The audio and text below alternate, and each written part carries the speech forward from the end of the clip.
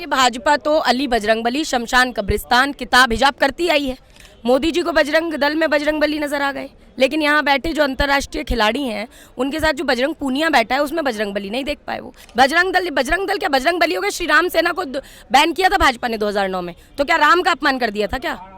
तो मैं तो ऐसे मानती हूँ कि मोदी जी ना विकास पुरुष है ना विनाश पुरुष है, वो भाजपा की बड़ी अम्माजान आरएसएस के विश्वास पुरुष है।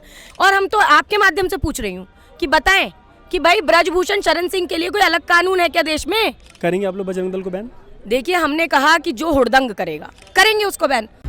कांग्रेस के लिए कर्नाटक में वो कौन सी चीज़ उनके फेवर में गई जो पिछले बड़े सारे इलेक्शन से उनके फेवर में नहीं जा पा रही थी? मैदान में हम उतनी ही ताकत के साथ उतरे जितना इस बार उतरे हैं। जनता को समझाने में शायद हम पहले कम उस तरह से कामयाब हो पाए। इस बार जनता ने मूल मुद्दों को पकड़ा, और खासकर मुझे लगता है कि वो मुद्दा जो महिलाओं को लेकर उठा, जो उठा तो दिल्ली से, लेकिन उसकी लपटें इतनी तेज थीं कि वो कर्नाटक तक भी पहुंची।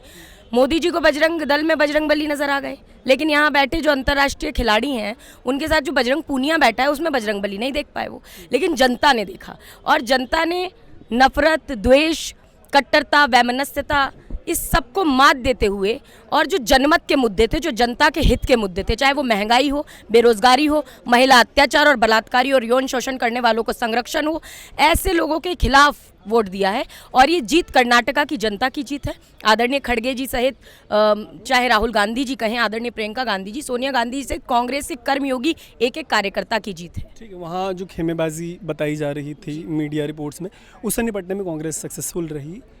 राजस्थान में खुल के खेमेबाजी है, अभी इलेक्शन बहुत दूर नहीं रह गया, लगता है कि आप लोग निपट लेंगे राजस्थान वाली खेमेबाजी से? इसको खेमेबाजी नहीं कह सकते। देखिए, कर्नाटका में बिल्कुल कोई खेमेबाजी नहीं थी, ना और कहीं पर है। क्या होता है, देखिए, ऐसे तो उमा भारती जी जब भारतीय जनता पार्टी की बड़ी नेत्री हैं आज भी, उन्होंने तो मोदी जी को कहा था विकास पुरुष नहीं विनाश पुरुष है। तो मैं तो ऐसे मानती हूँ कि मोदी जी ना विकास पुरुष है ना विनाश पुरुष है, वो भाजपा की बड़ी अम्माजान आरएसएस के विश्वास पुरुष है।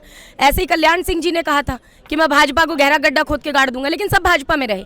तो क्या होता है कि कुछ मन मुटाव हो जाता है कभी कभी, उसको लेकर मुझे लगता है कि नेताओं को पहले कांग्रेस के शीर्ष नेतृत्व से चर्चा करनी चाहिए, मंत्र गणना करनी चाहिए, विचार विमर्श करना चाहिए, और उसके पश्चात ही कोई अगला कदम अपना बढ़ाना चाहिए। तो इसको मैं खेमेबाजी नहीं मानती। पिन पॉइंटेडली बता पाएंगे भाजपा किन कारणों से हारी? पिन पॉइंटेडली इश्यूज वाइज एक एक करके। इशू अगर एक हो तो बताऊं, महंगाई, बेरोजगारी, पेट्रोल डीजल आज़ादी के बाद पहली बार 100 के पार, महंगाई की लगातार मोदी मार, बलात्कारियों का संरक्षण लगातार चल रहा है।